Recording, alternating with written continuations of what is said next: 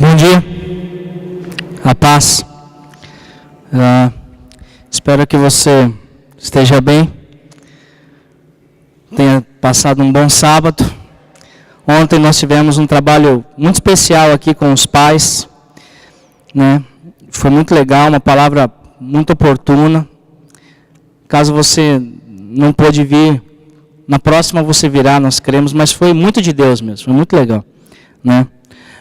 Quero convidar você a abrir a sua Bíblia no Salmo 112.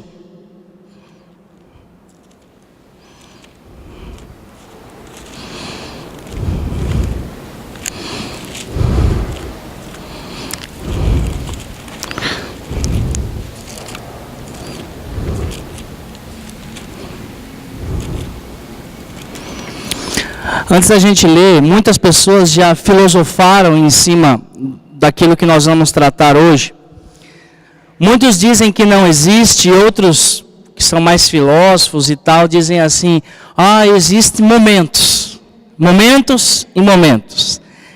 Porque nessa manhã nós vamos falar sobre um conceito que biblicamente é real e biblicamente ele é constante, pelo menos na vida daquele que teve um encontro com Jesus Cristo, que a gente vai falar sobre felicidade.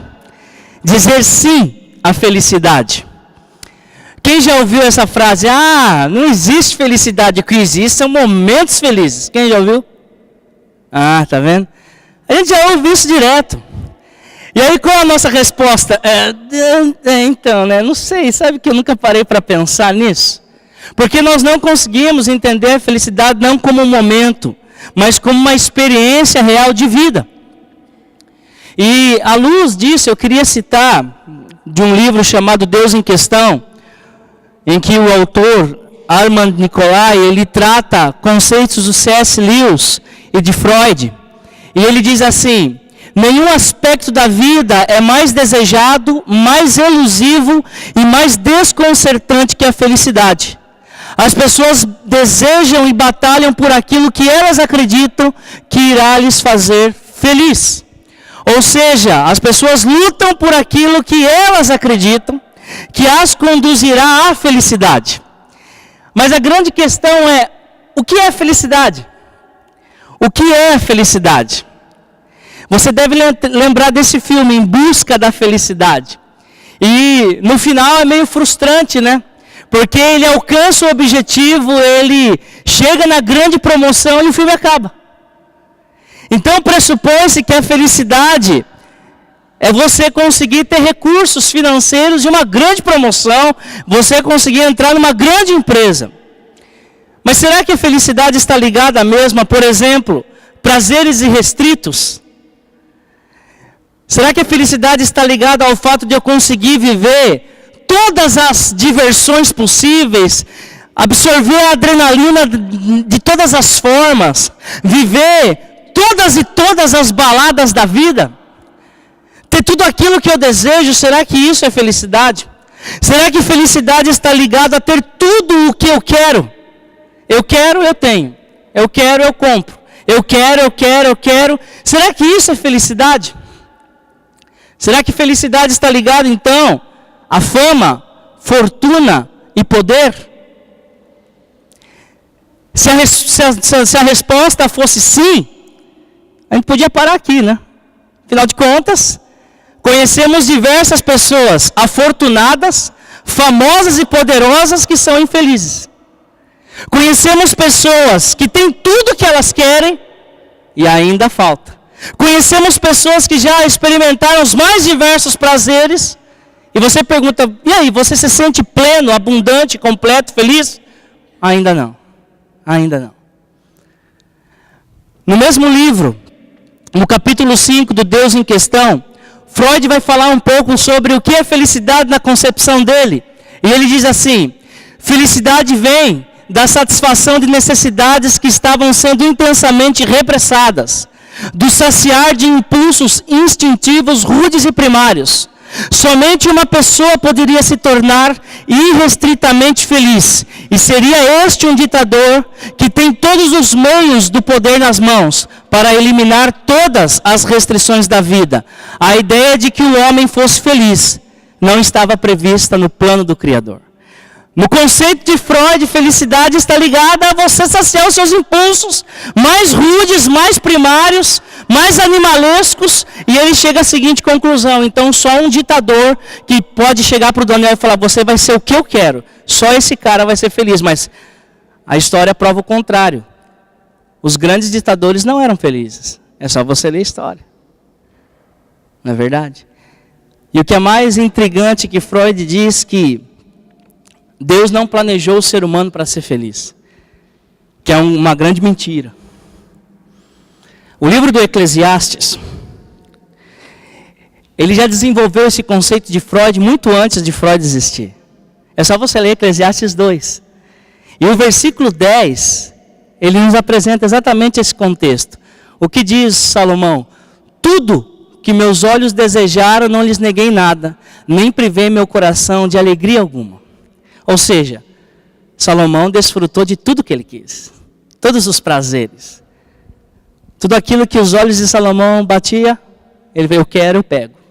Afinal, ele era o rei, ele mandava no pedaço.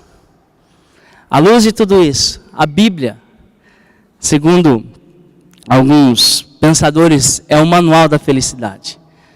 E só um dado para você entender isso. No Antigo Testamento, a palavra feliz aparece 37 vezes, das quais 28 vezes só no livro de Salmos.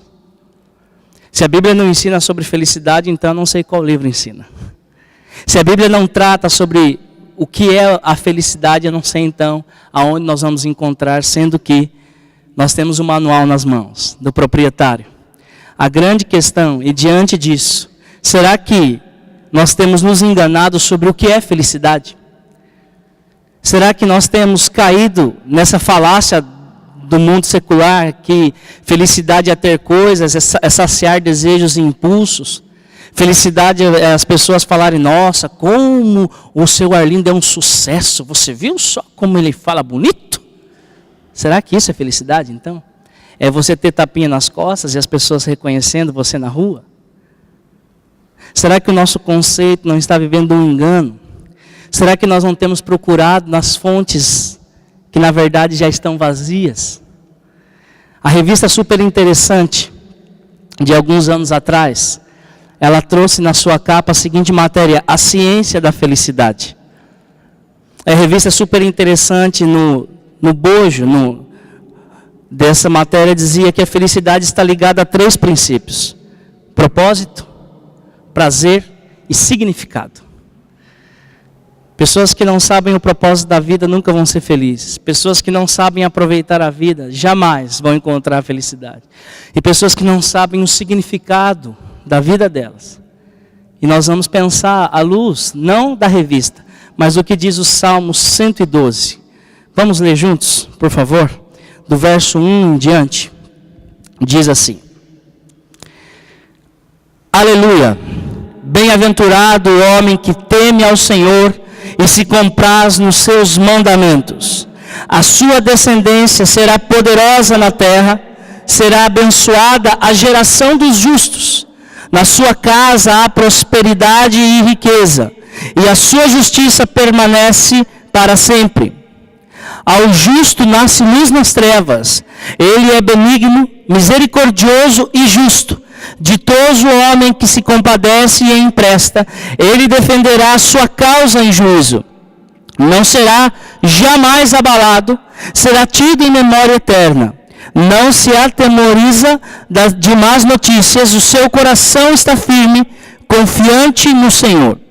O seu coração, bem firmado, não teme, até ver cumprir nos seus adversários o seu desejo. Distribui e dá aos pobres, e a sua justiça permanece para sempre. E o seu poder será exaltado em glória. O perverso vê isso e se enraivece, range os dentes e se consome. O desejo dos perversos perecerá. Vamos orar? Deus, obrigado pelo privilégio que nós temos de ter as nossas mãos. Não o caminho da felicidade, mas na verdade já temos a nossa vida, a resposta para a felicidade. O que nos falta muitas vezes é dizer sim. Então, à luz desse texto, trata no nosso coração, ministra as nossas vidas, e que ao sairmos daqui, nosso coração esteja abundante na tua presença, no nome de Jesus. Amém. O Salmo 111 e o Salmo 112, eles parecem interligados, e nós vamos ver isso um pouquinho mais para frente.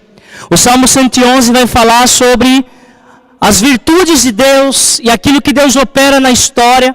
E o Salmo 112 parece como que uma continuação do 111, porque daí vai falar daquilo que o justo deve ser, já que é povo de Deus. E aí é especial porque do verso 1 ao versículo 3, ele fala da pessoa que teve este encontro com Deus e se compraz nos mandamentos de Deus e teme ao Senhor. E ele fala dos resultados, ele fala que a bênção vai alcançar a sua casa, ele fala que a sua família vai ser equilibrada e íntegra na presença de Deus. Ele diz também que a riqueza vai inundar a casa. Daí você pensa, opa, desse eu gostei. Então, mas não é só a riqueza financeira, ele diz de uma riqueza espiritual, de uma relação intensa com Deus. Do versículo 4 ao versículo 7, aí o salmista apresenta um outro conceito especial. E ele diz que as lutas, as más notícias, os dias de trevas, as adversidades também atingirão a vida do justo. Porém, o justo estará com o coração firmado no Senhor. Por quê? Porque o seu prazer está no Senhor. Porque o seu prazer, a sua alegria, a razão da sua vida não está naquilo que ele está vivenciando na circunstância, mas está naquilo que Deus faz. Certo? E ele encerra falando do quanto, no versículo 9 e 10, do quanto a vida do justo se torna instrumento de bênção para outros, e o quanto isso muitas vezes incomoda aquele que não é justo, porque acaba vendo que o justo prevalecerá. À luz de tudo isso, eu queria pensar então, que são felizes aqueles que experimentam a vida da melhor forma possível, ou seja, como o Criador planejou. Será que nós experimentamos isso? Será que nós vivemos como o Criador planejou? Ou será que nós vivemos como nós planejamos? Será que nós entendemos que a vida é muito mais do que desejos saciados, do que adquirir coisas? Ontem eu achei muito legal que na palavra da tarde, Daniel disse assim: eu sei que eu não vou deixar herança nenhuma para o meu filho, mas uma coisa eu quero deixar, Jesus. Isso ficou muito forte no meu coração. E às vezes nós achamos que, eu vou deixar uma herança boa para o meu filho. Que pena, que a maior herança é você ensinar que a felicidade não está em coisas. Mas em primeiro lugar, para dizer sim à felicidade, a gente precisa entender qual é o propósito da vida. Qual é o propósito da tua vida? E o texto diz no versículo 1, como é feliz o homem que teme ao Senhor. Se você perguntar lá fora, você teme a Deus? Todo mundo vai falar, eu temo. Opa, certeza. É mesmo. E o que é temer a Deus? É ter respeito, é ter reverência. Também. Só que o conceito de temer a Deus, neste contexto, não é esse conceito somente. Mas o temer a Deus aí é um relacionamento constante de dependência e de conexão com Deus. É um relacionamento em que eu viro para Deus, em que eu entrego meu coração a Deus e digo: Senhor, a minha vida não tem sentido sem Ti. Nas palavras de Eugene Peterson, olha só o que ele diz: o termo temor do Senhor é um termo bíblico para o modo responsivo e apropriado de vivermos diante de Deus como Ele é. Ou seja, não é somente eu achar que eu tenho que ter respeito. Não é somente eu achar, eu vou ficar aqui em reverência. Muitas vezes a gente fica na reverência externa, mas o coração está longe. Isso não é temor. Temor é quando desenvolve-se uma relação, uma resposta a tudo aquilo que Deus faz. Por exemplo, temor é quando eu de todo o coração adoro a Deus e falo: Deus, como o Senhor é maravilhoso. Isso é temor. Temor é quando também no meio do louvor eu aplaudo o Senhor porque Ele merece.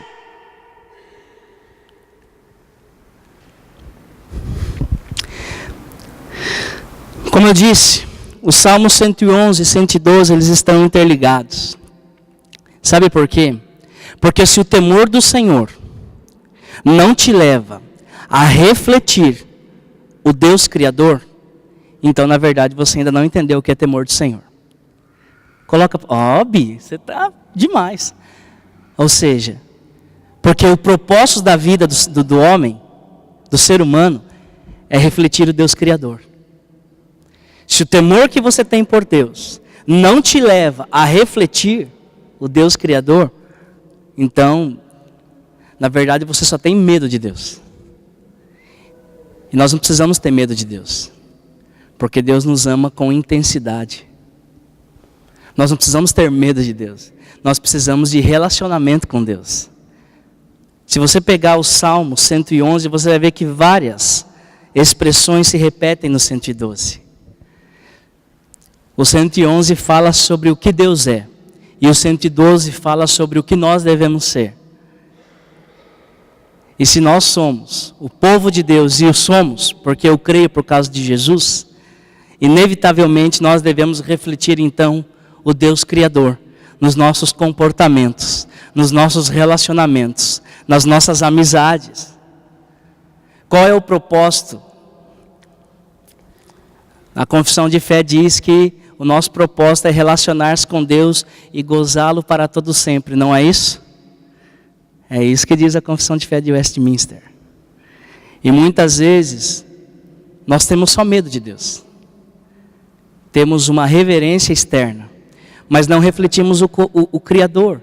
E a felicidade está conectada a esse conceito. Se eu não entendo que o meu propósito é refletir o Criador, por isso que eu temo a Deus. E este temor me leva a uma conexão, a uma amizade, a uma caminhada constante. Este temor faz com que eu desenvolva, sem dúvida nenhuma, as virtudes do Senhor. Não porque eu sou bonzinho, mas porque Jesus me ensina como fazer. Você quer dizer sim a felicidade? Então lembre do propósito para o qual você foi criado, que é refletir o Criador. Você reflete o Criador no seu dia a dia?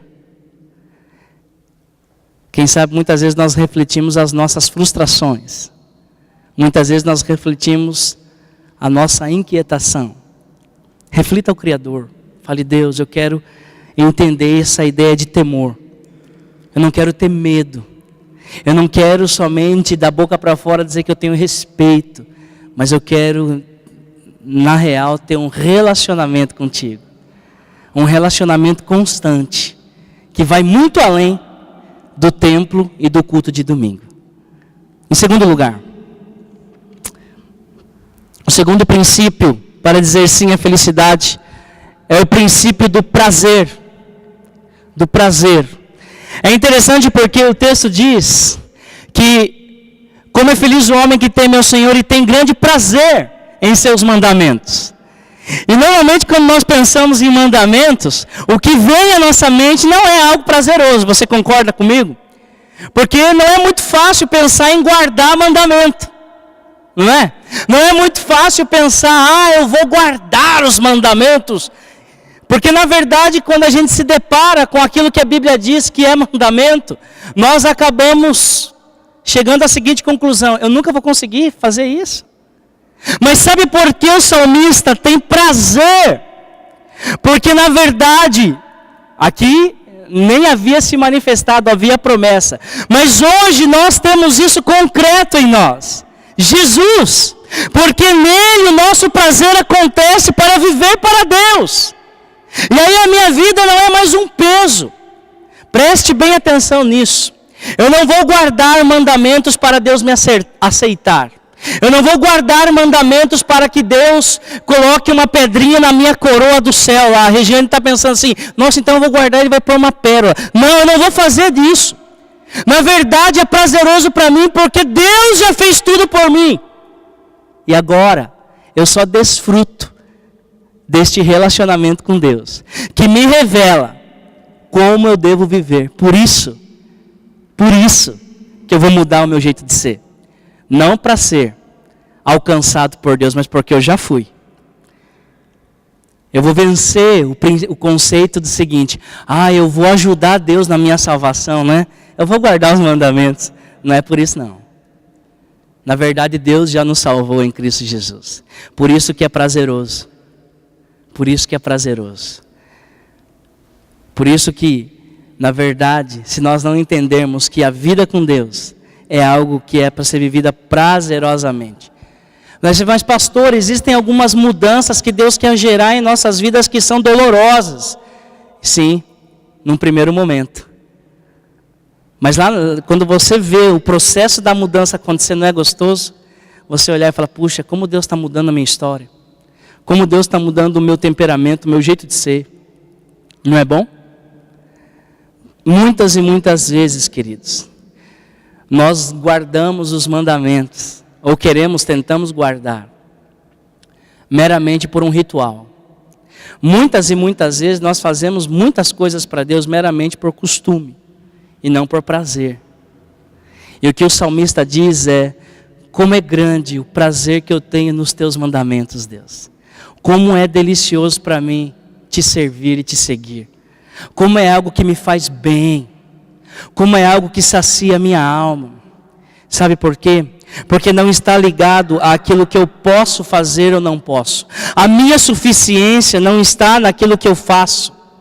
A minha suficiência não está nas notícias boas ou ruins que eu vivo. Como diz o próprio salmista, verso 4, 6, 7 e 8. Eu não estou fazendo para ser abençoado. Aí você fala: puxa Deus, eu estou te servindo, eu caminho com o Senhor e o Senhor não soluciona o meu problema, o Senhor não abre a porta de emprego, o Senhor não tira as trevas da minha vida. Louco Deus, eu estou guardando os mandamentos. Quem aqui já não pensou assim? Puxa Deus, eu te sirvo. Essa é a prova de que não há prazer naquilo que eu faço com uma barganha. Mas na verdade, a nossa suficiência não está nas circunstâncias, como eu disse, mas está em Jesus. E aí, eu quero lembrar você disso aqui: o prazer é depender do Deus Redentor, que nos salva das tribulações da vida, do caos, das trevas, que está conosco passando pelo vale da sombra da morte, que está com você naqueles momentos de dor, em que as lágrimas rolam pelo seu rosto, que está com você quando seu coração está apertado e vazio. E o meu prazer está em Deus, não porque Ele vai solucionar o meu problema, porque Deus é suficiente para mim. Deus é suficiente para você? Eu quero lembrar de uma frase que eu citei do Henry Nouwen, há alguns domingos atrás.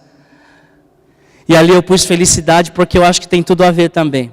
Podemos sentir-nos pouco contentes em relação a muitas coisas, mas, mesmo assim, a alegria ou felicidade lá está, porque ela provém da certeza do amor de Deus por nós. Essa frase marcou muito meu coração. Muitas coisas podem tentar nos abalar, mas o meu prazer, a minha alegria está no Senhor, em segui-lo, em obedecê-lo, em caminhar com Ele. E eu não faço isso por obrigatoriedade, mas eu faço isso porque o amor dele me constrange. O amor dele gera tanto impacto em mim que eu não quero mais ser o mesmo João. Eu não quero mais ser o João turrão, briguento e tal. Eu não quero mais ser o Daniel melindrado, briguento, turrão. Não quero mais ser o fulano de tal que qualquer pé de frango dá um virado, como dizia minha avó. Mas eu quero mudar de vida. Não por obrigação. Se a vida com Deus não gera prazer no teu coração, nós temos um sério problema então. Você quer dizer sim a felicidade? Diga para Deus: Deus, o Senhor é a fonte da alegria e do prazer da minha vida. É o Senhor. E em terceiro lugar, nós dizemos sim quando nós encontramos significado para viver. E sabemos qual é o propósito. O propósito é esse. E o que esse propósito tem que gerar? Reparte generosamente com os pobres, a sua justiça dura para sempre. Já vi muito crente orar assim: Senhor, faça justiça, mande fogo sobre eles. Ah, essa é a sua justiça, não é a de Deus. Porque o conceito bíblico de justiça, principalmente no Antigo Testamento, inclusive nesse salmo, segundo alguns estudiosos, é o conceito de relacionamento, em que visa abençoar o próximo. E é engraçado que ele começa falando, olha, ele reparte generosamente com os pobres. E a sua justiça, ou seja, se o camarada é justo, ele é bênção na vida do outro. Se o camarada é de fato alcançado por Deus, impactado por Jesus, lavado no sangue do Cordeiro, este camarada vai abençoar o seu próximo. Este é o significado. Porque tem muita gente que conquista um monte de coisa, mas não sabe o que fazer com tudo isso. Não é verdade? Tem um monte de gente que sacia todos os desejos, mas não sabe o que fazer. Não tem significado, não tem o porquê. Deus, se eu sou justo, por quê? Por que eu sou justo? Além disso, os dicionários definem justiça, os dicionários bíblicos, como lealdade, honestidade e retidão. É bem diferente daquilo que vem à nossa mente. Você concorda comigo? Que quando pensamos em justiça, pensamos em julgamento, pensamos nas nossas causas. Mas biblicamente, quando se apresenta o termo justiça, está pensando em abençoar o outro, em ser leal, em ser honesto, em ser reto. Além disso, justiça também é um instrumento que Deus usa para revelar as obras que tentam perturbar o shalom, a paz. Então, se a justiça vem para revelar e nós somos justos, inevitavelmente nós somos instrumentos de Deus, cooperadores de Deus para transformar esse contexto maior de vida. E é aqui que eu quero que você pense, qual é o significado então de cooperar com um Deus transformador? A felicidade da vida está nisso. Se eu não entendo que a minha vida só tem sentido quando eu sou chamado e eu cumpro este chamado, com todo respeito e carinho, eu vou falar isso para você. Nós vamos nos tornar grandes obesos espirituais. Obesos físicos nós temos alguns como eu, mas obesos espirituais. Porque nós vamos ouvir sermões de domingo a domingo, aí uma hora o sermão vai ficar chato, aí uma hora o pastor já não vai mais ser tão legal, aí uma hora o ministério de louvor não vai me agradar, o hino, o Danilo com a camerata. Por quê? Porque eu não estou dando significado para tudo aquilo que eu recebo. E qual é o significado? Cooperar com o Deus que transforma o mundo. Muitas vezes nós nos tornamos bons consumidores da igreja e da fé, mas pouco praticantes de tudo isso. Sabe por que nós somos insatisfeitos? Sabe por que muitas vezes nós não encontramos a felicidade que é verdadeira? Porque nós não cooperamos para transformar a vida de ninguém. Nós queremos que Deus transforme a nossa. Nós queremos que Deus solucione o nosso problema, não é verdade? Nós queremos que Deus responda a nossa oração. Ai, Deus responde minha oração aí. Mas nós não queremos abençoar ninguém. Nós não queremos transformar a vida de ninguém. O princípio da felicidade parte quando eu consigo olhar para o Marcelo e falar, Marcelo, precisando de ajuda, cara? Vamos caminhar junto. O princípio da felicidade parte quando a gente olha para a irmã Terezinha que vivenciou um milagre e diz, olha, eu me alegro com você, Terezinha, porque é bênção de Deus. Nós oramos por você. O princípio da felicidade parte quando eu entendo que eu sou agente para transformar o mundo, o contexto que eu vivo, as pessoas com quem eu me relaciono. Será que você já disse sim à felicidade dessa perspectiva? O significado, o prazer e o propósito. O significado, cooperar com o Deus que transforma. O prazer, depender do Deus redentor. E o propósito. À luz de tudo isso, eu quero convidar você a dizer sim à felicidade. Pode passar, Bia. Lembrando desses 3 princípios. Qual é o propósito da sua vida? Refletir o Deus Criador. Se isso não está acontecendo, é preciso repensar então, porque a felicidade não vai acontecer.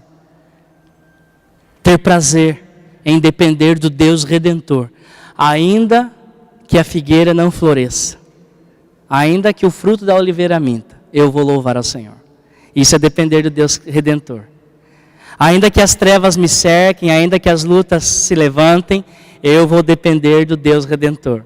E eu vou ter prazer em seguir os seus mandamentos. Prazer. Não por obrigação e nem para adquirir nada. Porque tudo que eu preciso Ele já me deu. E o significado? Eu vou ser agente de transformação. Quem sabe você deseja muito que as pessoas da sua casa sejam impactadas pelo Evangelho. A minha pergunta para você é: você tem sido agente de transformação? Lá?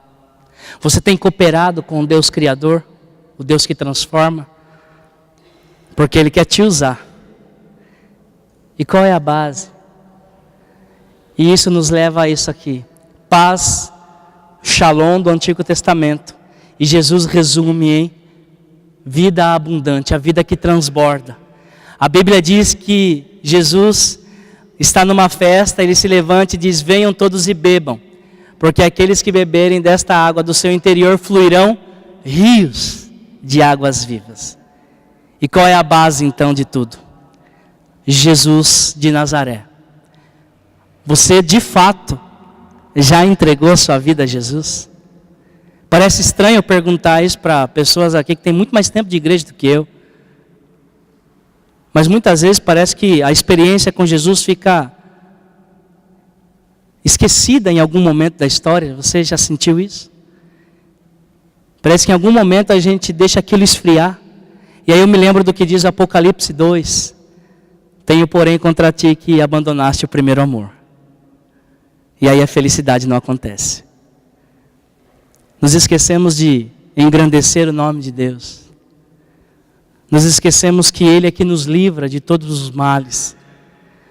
Nos esquecemos de que é Ele quem nos dá o pão de cada dia. Nos esquecemos que é Ele quem providencia tudo aquilo que nós precisamos para viver. Nos esquecemos que até mesmo das coisas que nós reclamamos, Ele com muita paciência ouve e diz: mas eu estou trabalhando. Coloque sua vida diante de Deus. Diga sim à felicidade. Fale: Deus, eu quero temer ao Senhor e ter um relacionamento constante.